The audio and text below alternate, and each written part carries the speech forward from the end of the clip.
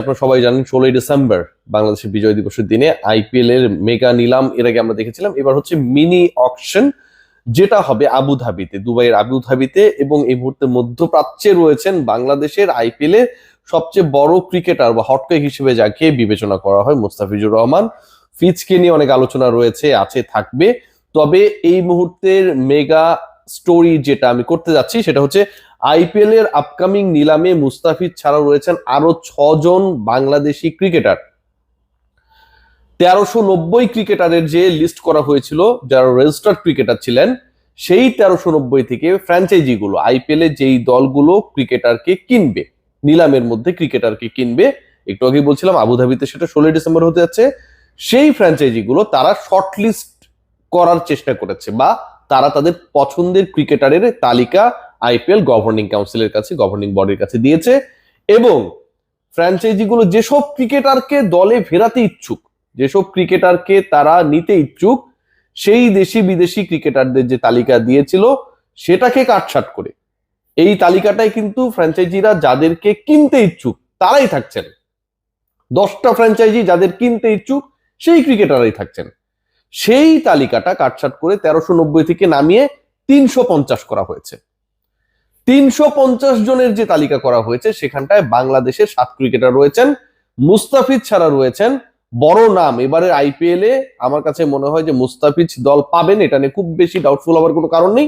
Last IPL এ তিনি replacement cricketer হিসেবে যে পারফরমেন্স করেছিলেন সেটা একটা কারণ, টি20তে বছর জুড়ে বাংলাদেশের হয়ে যে সার্ভিস দিয়েছেন সেটা একটা কারণ, আইএল টি20তে এখন পর্যন্ত 42টা বল করার সুযোগ পেয়েছেন, যার 24টা ডট দিয়েছেন, সেটা একটা কারণ, 4টা উইকেট নিয়েছেন। এবং একই সাথে যেই দলগুলো খরচে তুলনামূলকভাবে অনেক বেশি ওপেন থাকবে, 2টা দল স্পেশালি, একটা হচ্ছে মুস্তাফিজের আগের দল চেন্নাই সুপার কিংস, যাকেই বলছিল প্রায় 45 কোটি রুপি তাদের হাতে রয়েছে, এবং অপরটা হচ্ছে কলকাতা নাইট রাইডার্স, আমাদের বাঙালিদের দল, তাদের ঝুলিতে রয়েছে প্রায় 65 crore রুপিস। সো এই দলগুলো হোম ভেন্যুতে যেই টাইপের উইকেট সাধারণত হয় সেগুলোতে কার্যকর হবার কারণটাও একটা কারণ বাংলাদেশি ক্রিকেটারদেরকে পিক করার জন্য। যেই অপর 6 জন রয়েছে, রিশাদ হোসেনের কথা আমি বলছিলাম যে Rishad is going to be a hot cake in the upcoming IPL, সেটার পেছনে যথেষ্ট যুক্তি রয়েছে, আসছি। তাসকিন রয়েছেন তানজিম হাসান সাকিব, নাহিদ রানা, রাকিবুল হাসান, শরীফুল ইসলাম। 7 জন ক্রিকেটারের নাম যে বললাম, এখানে একটা খুব দারুণ সিমিলারিটি রয়েছে।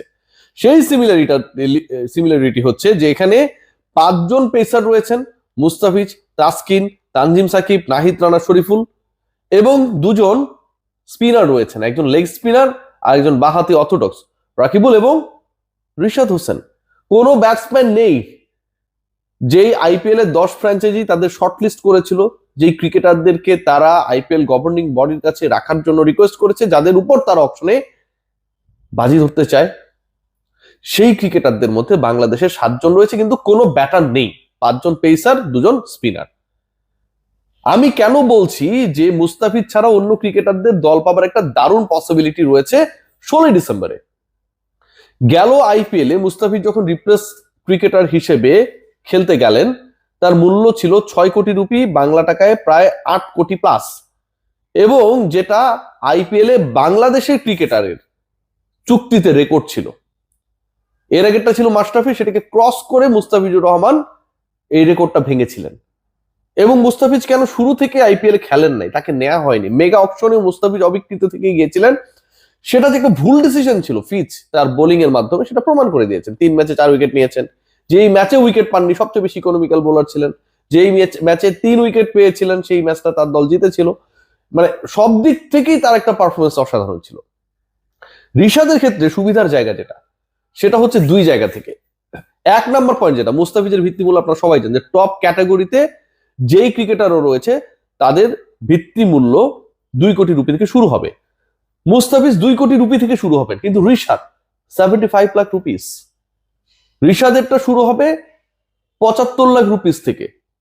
এখন আপনি চিন্তা করে দেখেন যে 75 লাখ রুপিস থেকে যখন আপনার একজন লেগ স্পিনারকে বিট করার সুযোগ তৈরি হবে, এবং দলগুলো যখন মোটামুটি 40 কোটি, 35 কোটি, 60 কোটি প্লাস অর্থ নিয়ে এই মিনি অকশনে নামছেন, এবং বিদেশি ক্রিকেটার নিতেই পারবেন টোটাল স্লট ফাঁকা যে হিসাবে, 31 জন 110 জনের মধ্য থেকে 110 জন বিদেশি রয়েছে ওই 350-এর মধ্যে, যার থেকে 31 জনের বিদেশি ক্রিকেটারের স্পট 10টা ফ্র্যাঞ্চাইজির মধ্যে ফাঁকা রয়েছে। সো সেই জায়গায় 75 lakh rupee is not going to be a big deal. Undoubtedly 75 lakh rupee কোনো বিগ ডিলই না। বাংলাদেশের প্রেক্ষাপটে নাইম শেখ যদি 1,10,00,000 টাকায় বিক্রি হয়, সেখানটায় আইপিএল এর প্রেক্ষাপটে 75 লাখ রুপি পারচেজিং রিশাদ হোসেন আমার কাছে কোনোভাবেই বিগ ডিল মনে হয় না। একটা হচ্ছে তার বেস প্রাইস, কেন রিশাদের চান্সেস খুব হাই। সেকেন্ড পয়েন্ট যেটা লজিক্যালি আমরা চিন্তা করি, আবেগের জায়গা না।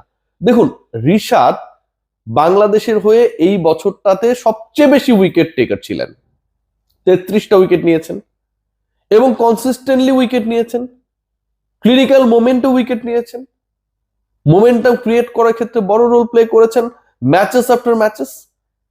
Rishad is the only cricketer যিনি আপকামিং বিপিএল এ খেলবেন না, is going to participate in the Big ব্যাশ। গত রাতে তিনি অস্ট্রেলিয়ার উদ্দেশ্যে রওনা হয়েছেন। সো ক্রিকেটার যিনি রিকি পন্টিং এর আন্ডারে হোবার্টের হয়ে খেলবেন, I am mentioning the name again, and Ricky Ponting is definitely a very good character, influential character in the upcoming IPL as well. Ponting সেখানটাও থাকবেন।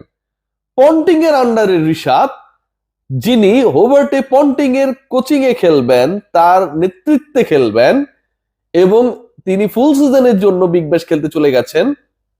সেই রিশাদ বিগ ব্যাশের এক্সপেরিয়েন্সের কারণে এগিয়ে থাকবেন নাম্বার 1, প্রাইজের কারণে এগিয়ে থাকবেন নাম্বার 2, এবং পন্টিং অস্ট্রেলিয়ান সেটআপ তাদের সাথে কাজ করার কারণে আমার কাছে মনে হয় একটা মুস্তাফিজের থেকেও অ্যাডভান্টেজেস সিচুয়েশনে পজিশনে থাকবেন। So it's going to be very exciting IPL auction on 16th December, যেখানটা আমার কাছে মনে হয় রিশাদ এবং মুস্তাফিজকে নিয়ে যথেষ্ট আগ্রহ ক্রিয়েট হওয়ার সুযোগ রয়েছে। কারণ এই রিশাদ বা মুস্তাফিজকে যারাই পিক করবে, মুস্তাফিজকে নিয়ে নতুন করে বলার কিছু নেই, কিন্তু Rishad he has been picked in the Big Bash, Ponting is there, Ponting will be in the IPL, এবং ডেফিনেটলি আমার কাছে মনে হয় মেগা অকশনও তারও একটা রোল থাকবে।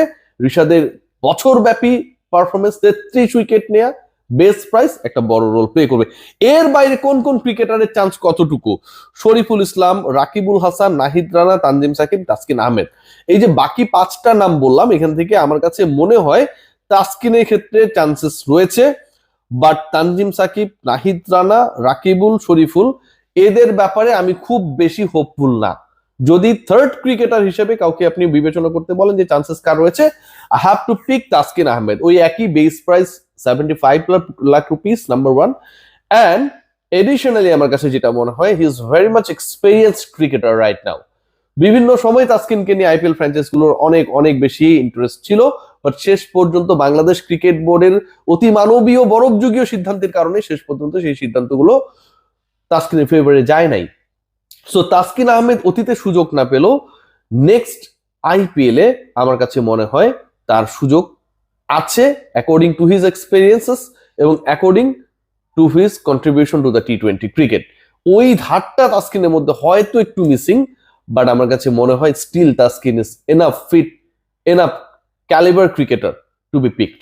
So good luck for Mustafiz এবং রিশাদ, এবং বাংলাদেশি ক্রিকেটাররা যতজনই পিকড হোক না কেন, একজন হোক আর দুজন হোক, আমি এটুকু বলতে পারি অন্তত যেই ক্রিকেটারই পিকড হোক তার ঠিকানা হবার চান্সেসের জায়গায় সবচেয়ে বেশি এগিয়ে কলকাতা এবং চেন্নাই।